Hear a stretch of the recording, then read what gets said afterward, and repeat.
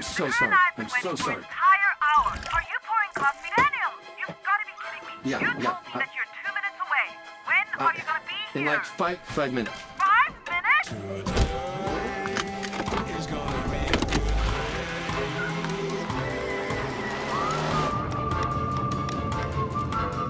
Daniel? Mm-hmm. Oh!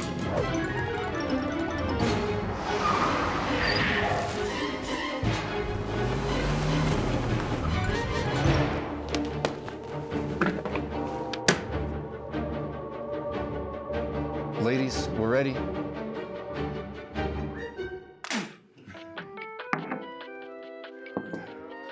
Good morning. Hey, good morning. Congratulations. When are you due? Good day with Daniel Bennett. Good day. Well, welcome to another episode of Good Day. My name is Daniel Bennett, and it's great to have you here today. And like I say all the time, you can have a good day today. Today's going to be a good day. It's a choice we can make regardless of circumstances because it's really internal. So I want to start off with a quick story about my kids. I'm going to probably start doing this more often now. I don't have a long one for today, but like I mentioned in another episode, my son, my middle child, he faces forward now in his car seat, and that was a really big deal for him. So he's looking around, and he's really good at reading. He kind of taught himself how to read at 3 years old, like around 2, 3. So he just started kindergarten, but he already knows how to read. And so he loves to read signs and stuff like that. So he's pointing out things he sees in the distance or airplanes, things like that. And the other day, he was telling us all the things he could see now that he's facing forward. And he said, "I have good looking eyes." And what he meant was, my eyes see really well. But I just love how kids will say a saying the wrong way. They say, "I've got good looking eyes." And we're like, "You do." And yes, you do. Yes to both of them. But I love, another thing my kids say sometimes is, my daughter loves to say straight up. So she heard me say that once. And so now she copies a lot of the phrases that we say. So she'll say, "That's just straight up sugar." Or "That's just straight up." So she's just saying straight up all the time. It's you don't realize the things that you say until you hear your kids say it back to you.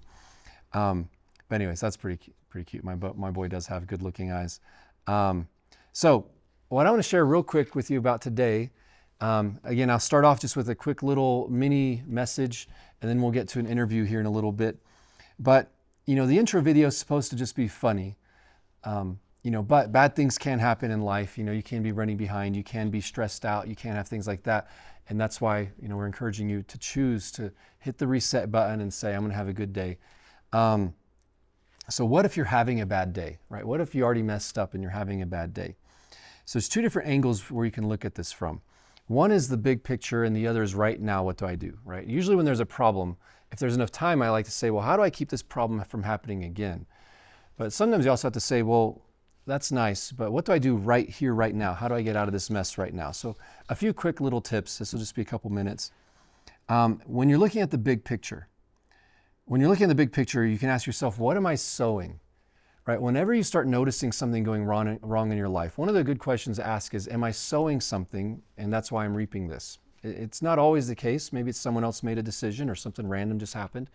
But if you see a pattern, like every single day I feel like this, okay, well, what are you sowing, right? Some people say, I'm always in a bad mood.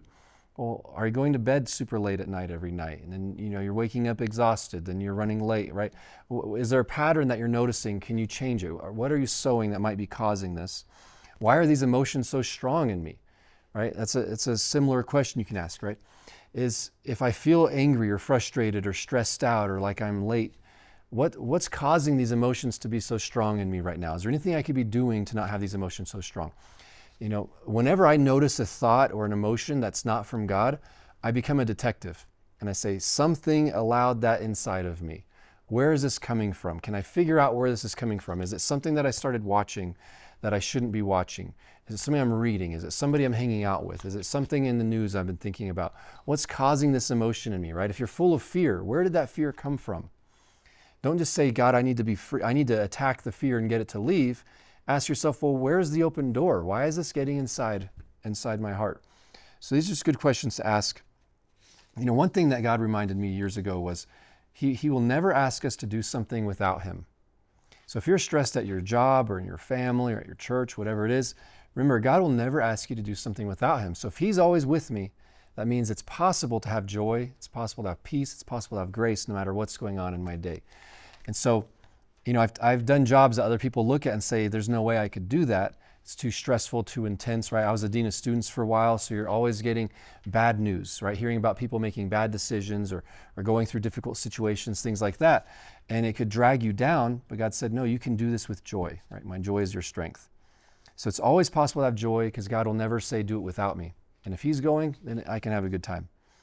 So that's the big picture. But what about right here, right now? What if something's going wrong and you're in the midst of an emergency or a stressful situation, or you've lost your temper? What if you just had an argument with somebody and you're like, well, how do I pick up the pieces right now and move forward? So first of all, a really good prayer is help, right? Just help. Jesus, I need help. I need some wisdom right now. I need some intervention right now, right? Jesus is a great prayer. Help is a good prayer, right? It's not coming from a beggar mindset. It's coming from, I don't have enough time to think right now. I don't have time to put into words what I'm going through right now, but I know that you're here to help me. I know that you're on my side. I know that you love me. You got my back. So all that's a given. All I have time to think right now is help. So that's one option, is say, Jesus, help me.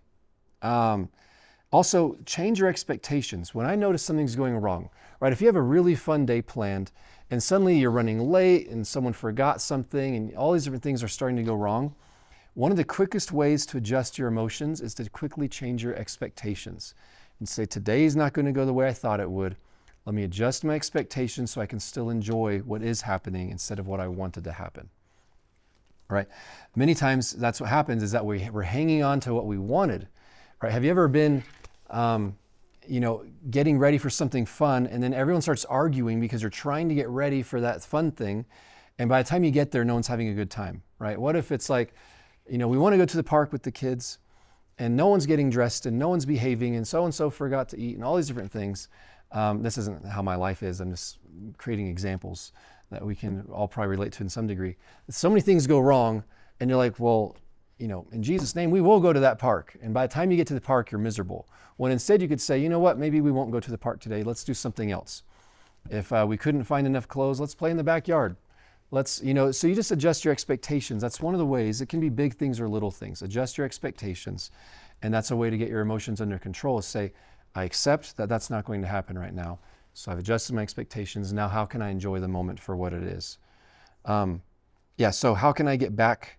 Right, when you fall down, right, a righteous man falls 7 times and gets back up. It doesn't say a righteous man never falls.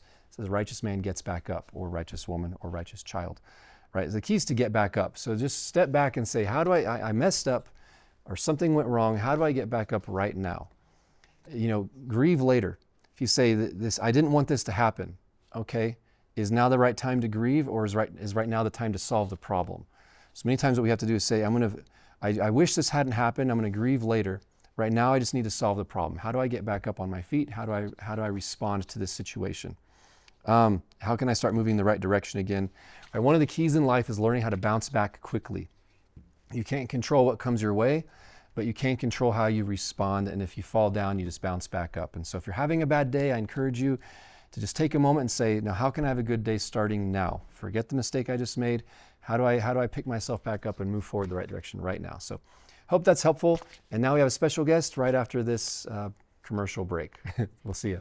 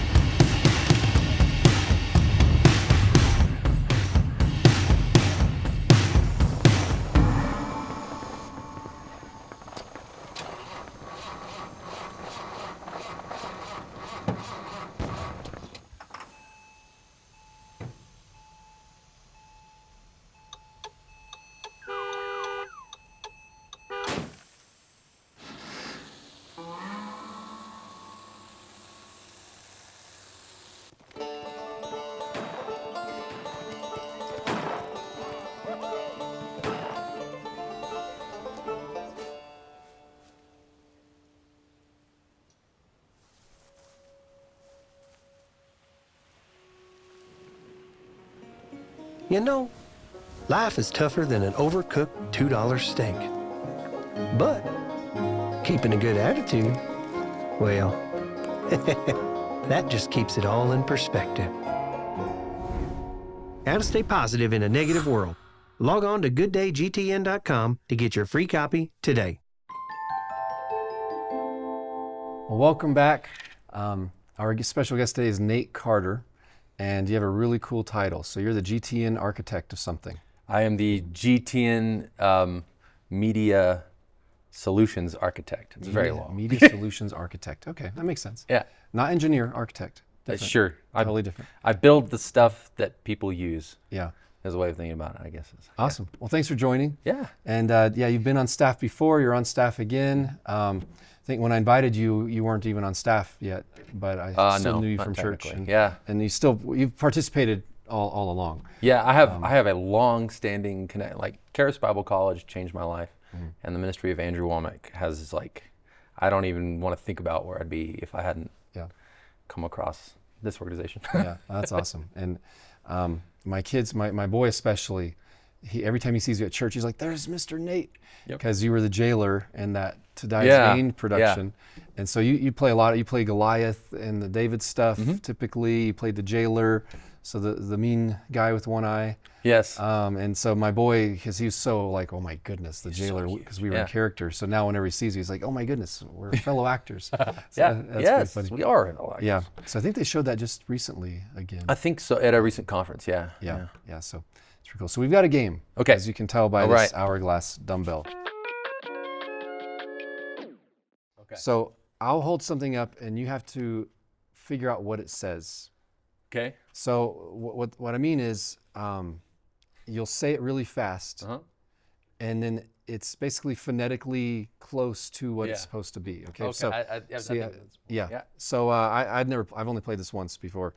So I'll have to look at it too to see what it is. So we'll set the timer and just see how many we can get in 90 seconds. Okay. So you'll go first. Walk like an Egyptian. Okay. Way too easy. My Kojak's son. Are these? Can the audience see what the word? Oh, Michael Jackson. Nice. I was like, nice. Okay. I was like Kojak. Lot of their inks. Lord of the Rings. Yeah, I was like, you just said. Hold on, I got like. Little Red Riding Hood. Oh, Little Red Riding Hood. Yeah. A blessing in disguise. Oh, a blessing in disguise. Nice. Hey, that was all the points. Yeah. Okay. Let's just keep My the timer mom going. was an English teacher, so Okay. okay. Yeah, you're well read. Do I ask you now? Sure. Okay. Ready? Okay, ready? Yep. Rocky Road. Oh, you showed me the answer. You showed me the wrong direction. Nope. Oh, it's not Rocky Road ice cream. That's not the right one. Oh, it's the same thing on both sides. I think there's a card. A typo. Okay. Well, we can push that one off. Cut for technical difficulties. That'll be a freebie. Here we go. Ready? I'm doing great. Yeah. Yes, you are. Okay. 𝗺𝗃 Isle Hand. 𝗺𝗃 Isle Hand. 𝗺𝗃 Isle Hand. 𝗺𝗃 Isle Hand. Treasure Island. Yes. Okay. Hey, that's a good book. Yeah, That's one of my favorites. book. Ready? Yeah. Okay. 𝗁𝗃𝗋𝗄𝗄. Solar eclipse. Oh, did we run it? Okay. Yeah. Well, no, we were supposed to go we're supposed to fresh restart hour. it? Yeah. Okay, so you had 30 This is seconds. for decoration. Ready? Muff heater gold. My feet are cold. Yes. Nice. Okay. And Artificial intelligence. Artificial intelligence. Artificial intelligence. yes. Okay. Yep. Not bad. Not Oh, bad. yeah, We that's win. That's fun. That's Okay. a good one. All right. So we've got here All right. our lighthearted questions or fun questions and deep questions. So I'm going to start off first, and we'll take turns asking each other questions. Yeah. We can take it wherever we want to go from there. So I like this one. If you could hang out with any fictional villain for a day, who would it be? Fictional villain. Maybe Gru from Despicable Me. It's not bad. Is he the villain? I haven't seen it yet. I Well, need to watch it. he's kind of like an anti-hero. Okay, he's the star, but he's a villain. He starts out as a villain and kind of migrates. Okay. But if I was... Don't ruin it. I just told you I haven't seen it. No spoilers, man. I have kids. You have kids too. No, I'm really surprised you haven't seen that yet. Him or So there is a book called A Wrinkle in Time that I read when I was in elementary school, and the villain in that one doesn't really actually have a name, but he's very representative of basically the concept of fear and people's reaction from fear. So like just sitting down and having a conversation about what in your brain makes you want to do these things to other people. Like it just, like I'm fascinated by understanding how people see and understand things. So It's a very deep one. I should have used that time to think of a better answer, but I was too busy listening. Yeah. So I almost forgot mine. So my quick answer would probably be Gaston. I feel like he gets a bad rap. Yeah. From his perspective, Yep. is he really the bad guy? There's this monster that kidnapped a family. Probably not. I don't know. And I don't think, I think actual really good bad guys never think they're the bad guy. yeah, exactly. That's a good story. Literally When they're not like, I'm bad, when they're like, I'm good, and it's more complex, and different point of view. But Gaston, I mean, he's a very accomplished hunter. Yep. You know, he's a good singer. Yeah. He's especially good at expectorating. He's he's one of my favorite. I feel like he should be. They should find a way to redeem him. Some kind of MCU time travel thing. You could do it. Okay, there. So Loki, another villain, who's now become a hero. So yeah, I'm not sure That if was a good one. Yeah. Okay. You can choose the pile. Blue or Let's red? stay light for just a second. Okay. I want to get the first answer from you next time. Okay. Ooh, this one's fun. If you could create your own theme park, what would its main attraction be? Ooh, create my own thing. That's a good question. I need a minute. Do you have an answer? I can think of things that really. So I'm kind of a thrill seeker, and so I grew up in Texas, and we have like Six Flags and Fiesta Texas and things like that. And they used to have this ride where they strap you into kind of like a full body harness, and you're cabled up, and they literally pull you about, I don't know, like 150, 300 feet in the air, and then just let you go and you swing. So if there was some way to create like a magnetic field where I could fly like freeform and not be attached to anything, that's what it would be. That'd be pretty cool. That would be really cool. I'd probably want. I think it needs to be something very iconic visually. Yeah. So some kind of huge castle. Okay. So I know Disney World already does that, but I feel like they kind of tapped into. But so I wouldn't want that necessarily. I'd want it to be like a futuristic one. So just like a massive sci-fi castle or building or something like that would be kind of cool, because I think it needs to be very striking. You know, it needs to be something that you see it, you know. You what see it park from a you're at. distance, and you're like, that thing. And it's I'm gonna something go that there. you can maybe bungee jump off of. Or You get do that. shot up out of. Yes. Yeah, because I've done that swing thing, and that was fun. That was The fun. best part's when they first let you go. You're just like- free. You're free falling for a second. Yeah. You're like, did the harness break? and then you're And fine. you're like, oh, I'm not gonna splat. Yeah, because I love. I That don't do this moment. kind of stuff anymore. Yeah. But yeah, I've been skydiving. Yeah. I've jumped off a skyscraper attached to wires, and I've done the thing where they shoot you up, and I've also done the swing thing. But I haven't bungee jumped, and I think that's the best one. I haven't done that yet either. I want to bungee jump. So I have skydived once, but you're strapped to somebody and you're not really doing anything or making any decisions. So it's kind of like, I'm just along for the ride. And I was surprised at how loud it was. Like it's just like, Yeah, tell people if like, you want oh my gosh. to know what it's like to skydive, just put a giant fan in your face. Because I was like, I can't close my mouth because it's just like it's so loud in your mouth. Yeah. So, but I didn't want to be tandem. So I actually went through 8 hours of training to go do my first jump by myself. nice. And so that one I did get to make some decisions. You're like, Because I opened my parachute. I won't go into the whole story. yeah. But jumping, the act of jumping was really exciting because I was like, I've been in airplanes my whole life. I can't believe I'm about to do this. Yeah.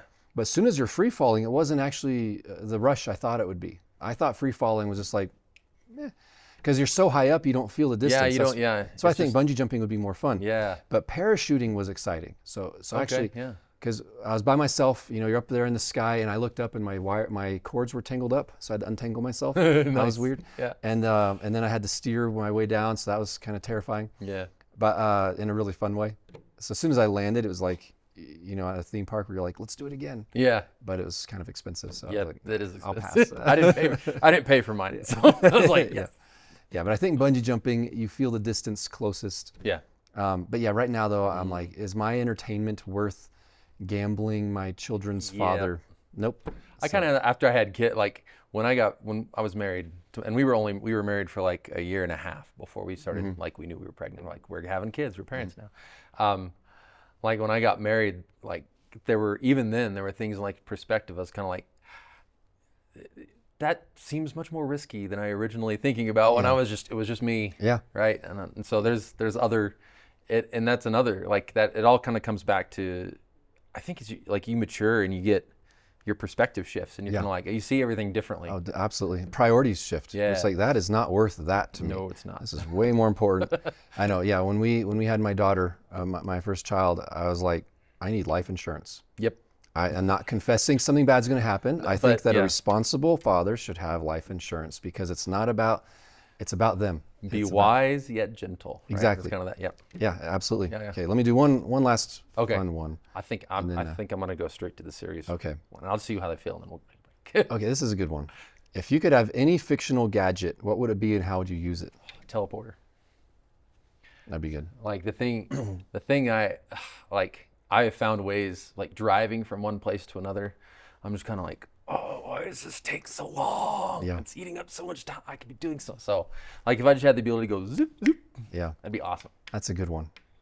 I would want something, I would love to just have, I think, do they have this in the Jetsons maybe? But, so I don't know what it would be. Basically, I'd like something to clothe me. Oh yeah. I just want to walk into a chamber and just have it put clothes on me and then just walk out. Yeah. And just kind of like instant wardrobe changes. You never know. Like AI may eventually get to the point where it picks out your clothes for you, basically. Yeah. Oh, it probably will. Yeah. Yeah. Maybe we should invent that now. Okay. Your turn. Go. I'm gonna jump into a serious one. I may go back. I don't know. It depends. I just want to know what everything is. Okay. What's a deeply held belief or conviction that you've struggled to uphold and why? Well, I would say getting 8 hours of sleep. I have deep conviction about the importance of it. I think that it's an investment in your next day. Yes. All your I agree. decisions will be better. You'll enjoy it more. You'll be a better person to hang around with. And I have a really hard time sticking to it. Yeah. It's my current battle. I'm trying to get 8 hours of sleep because everything gets better. And some people celebrate getting very little sleep. And to celebrate, I just drink coffee, all this stuff. And really, I want to wake up without an alarm every single day because I got 8 hours and I woke up naturally. So I believe strongly in it. It is challenging. Yeah. It's I'm a challenging. convert. I actually came from the other way. I'm like, I'm being kind of that thrill seeker mindset. I'm like, if I never had to sleep ever, right? I could just keep going. In my 20s, I could do that. Yeah. You get a little older. But I've kind of I've learned now as I work with people who are younger and getting into the field, and a lot of technicians have this thing, they're like, I could go forever and never sleep, and I'm like, you should. Yeah.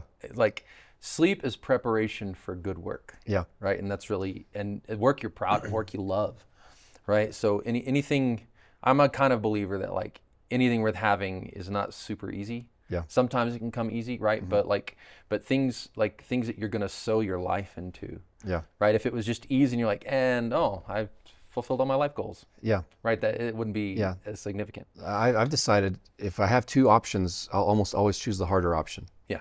Because I want my life to be something that I had to pour myself into, not that just is an experience that was handed to me. I want it to be, this required all that's in me to get there. Yep. And I think we like challenges. There's a lot of purpose in that. I really love that. Yeah. For me, so I have a very strong sense of justice, right? Mm-hmm. There's an absolute black and an absolute white. And while I believe that, I hold that morally, I believe there's an absolute wrong and an absolute right? And it's defined by the Bible. But it also, and this is one of the things that changed really my mind about, because I knew a lot of the Bible, but I didn't have a real relationship with God before that. So I had some very hard legalistic, you're either in or you're out, and I would misquote lots of, and I laugh about it now because that was stupid. but kind of in every situation with people, because I would roll into relationships, and that's not a very healthy thing, right? To kind of hold, because people, like the one thing I found is to try and understand people from their perspective. Like to start there. We may not end there, but you got to understand where people are coming from to really, like, no one can see inside your heart, right? Well, but you need to try and understand that. It's kind of like what you're saying, that the villains in the good stories think that they're the hero. Correct. Everyone's the hero of their own story. So no one walks around saying, I'm a jerk. Right. The jerks of the world walk around saying, why is everyone else a jerk? Right. You know, why is everyone so lazy? Or why does everyone not care? Or if you can put yourself in their shoes and say, how do you see the world? Because you clearly don't see yourself the way other people see you. Right. You know, and so it's like, you must think that you're the good guy in this story. Like complainers think that they're the only one who sees the truth. Yep.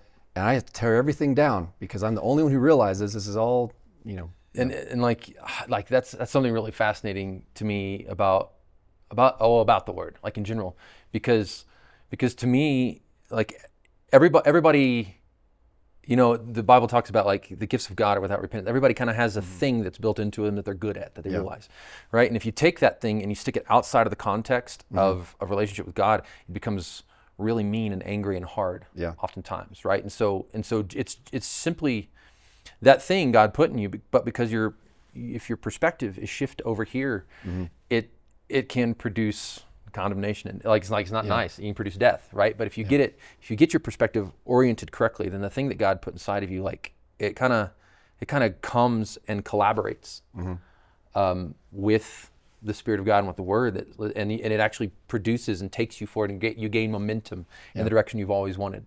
Yeah, that's one of my secrets for finding your strengths, is look at your weaknesses and realize that weakness is usually a strength that's been perverted. Yep. It's a strength without grace in it. Because I used to be very critical. It was just very easy for me to see what was wrong with things. I could see what's wrong with people, what's wrong with things, and it's just easy to tear people down. And I realized as a teenager, I don't want to live like that. I don't want to be a cynical, jaded person. And God showed me noticing things is the strength. If you add grace to that, you notice things and see how to bless people, how to make things better. But if you take grace away from that, you're going around tearing things down. And so I realized, okay, so what came naturally to me, in your flesh, it'll turn into a weakness without grace. Then you throw God's love into it, and you're like, this is actually a really good thing. Like even stubbornness, if someone's really stubborn, you throw grace into that, and now you've got conviction.